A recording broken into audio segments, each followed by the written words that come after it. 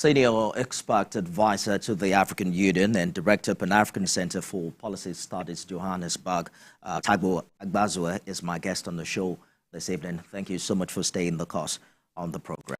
We had Mr. President say that disagreements over the unconstitutional changes of government shouldn't mean a permanent rupture of the what he calls abiding lines of regional affinity and cooperation. But do you think the conversations at the African Union in this regard is honest and bold enough to acknowledge the reality of events in what is now known as the Coal Belt of Africa? Thank you, Nifemi. Well, the reality is this: is that what don't happen. There's been disagreements in terms of how ECOWAS took the coup d'etat in Burkina Faso, Mali, and Niger Republic. And what President Bola Ahmed Tinubu essentially said to the African Union this year is he said to the ECOWAS member states that have withdrawn, essentially he said, look, my brothers, you never reach like that, never come out for house. That's essentially what he's saying. He provided them with an olive branch to say, please, we welcome dialogue, and let's talk about this, and let's find a lasting solution. The president's view is that there is a lot that holds us and binds us together in ECOWAS, including our people, our cultures, our history, our past failures and successes as a bloc. And he's saying essentially that dialogue would be welcome in terms of resolving the disagreement. He's of the opinion that that's disagreements about unconstitutional change of power within member states of ECOWAS is not enough reason to leave the bloc.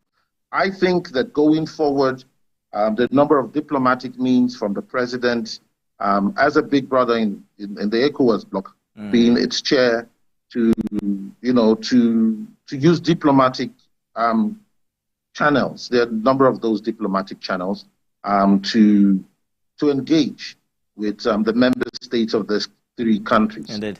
I think that is important, especially as we hear now about some of the developments in Guinea. That this kind of there is a common understanding within ECOWAS in terms of how we treat some of these sort of like disagreements.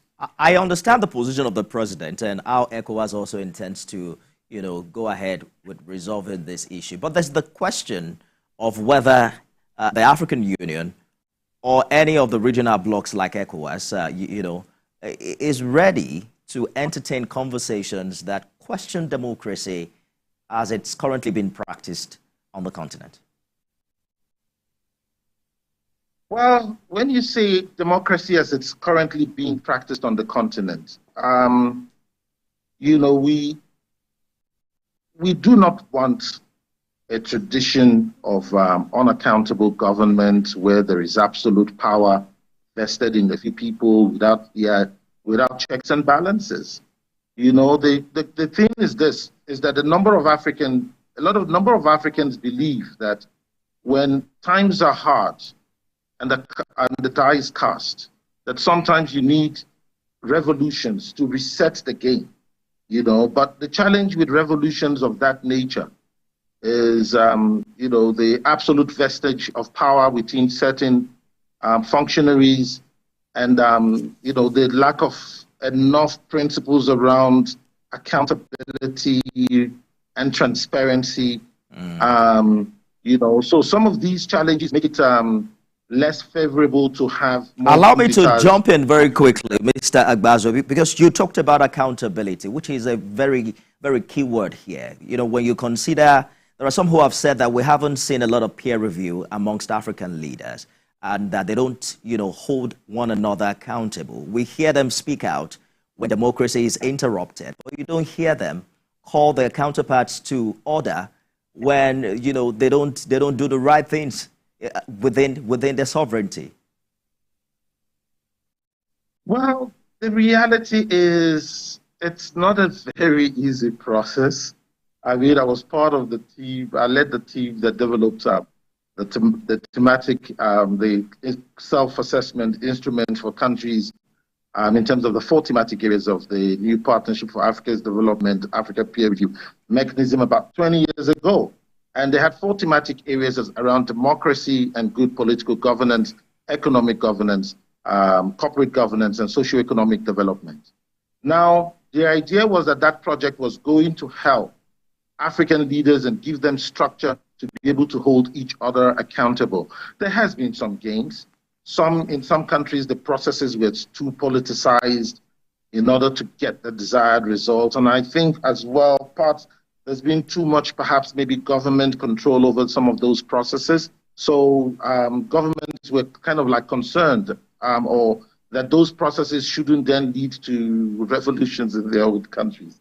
So it is what it is. But the reality is that when we look at the development mantra of the African Union around the Agenda 2063, the Africa that we want. What is the Africa that we want? We want the Africa that no child goes to bed hungry. We want the Africa that private sector can be the best that it can be.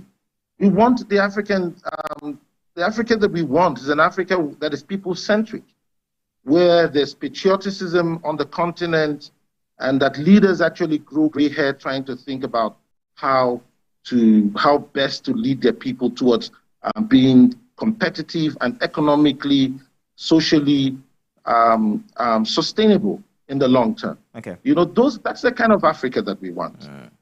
Unfortunately, we haven't. If you talk to most, and this is something that's pervasive across the continent, there's hardship everywhere. Speaking to you out of Johannesburg, there's complaints, there's unease. You know, elections are around the corner here. There's there's clamoring in when you go into the hinterlands, into the Clapham omnibus, into the squatter camps, there's people are bickering. Same for Nigeria, same for Ethiopia, where we just came from. Yes, beyond the glitz and the lights on all the buildings, I mean, Addis looks phenomenal at this point. But there's a lot of unease. There's a lot of complaints. Citizens of Ethiopia are saying, yes, Addis looks great, but our provinces and our states are in a state of lack of development and capacities, and everyone's flocking to Addis to find jobs, and now Addis is overcrowded. Just to give you a few countries, Nigeria as well, there's a lot of clamoring. The mantra for this year for most citizens in Nigeria, no grief for anybody. I mean, it's a testament to the fact that there is some kind of unease. Absolutely. Remember that in Nigeria, it's not like the Buhari administration was perfect. So there was a lot of hope. There was a lot of hope that at the end of the Buhari administration, there would be the sun will come up. Talking about the hope, Mr. Gbazue, because we're running out of time. We have just 2 more minutes. You had Mr. President make some commitments in this regard in the area of education, security, and economy. But what would you say needs to happen now, particularly here in Nigeria, to operationalize these commitments from a governance standpoint? If you can answer that in just a minute. Thank you very much. I think we need to be, to ensure that we need to ensure governance. We need to ensure that, yes, it's great to hear the president make these declarations around wanting to digitize education in Nigeria. But if we haven't passed in terms of being able to provide textbooks, how are we going to do this? We need to provide electricity. We need to ensure that there's Wi-Fi connectivity at schools and so on.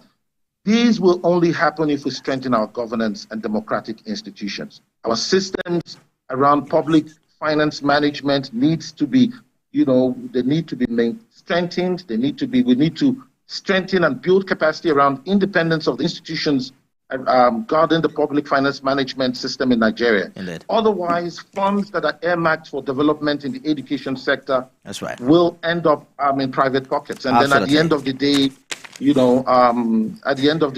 yes, we keep complaining. You agree with that. The problems on the continent is so huge. We don't have enough time on this on on this side to discuss it all at once, but we'll continue this conversation some other time. I thank you so much for your contribution. I've been speaking with Senior Expert Advisor to the African Union, a Director, Pan-African Center for Policy Studies, Taiwo Agbazue, joins us live from Johannesburg, South Africa. Thank you very much. My pleasure. A news just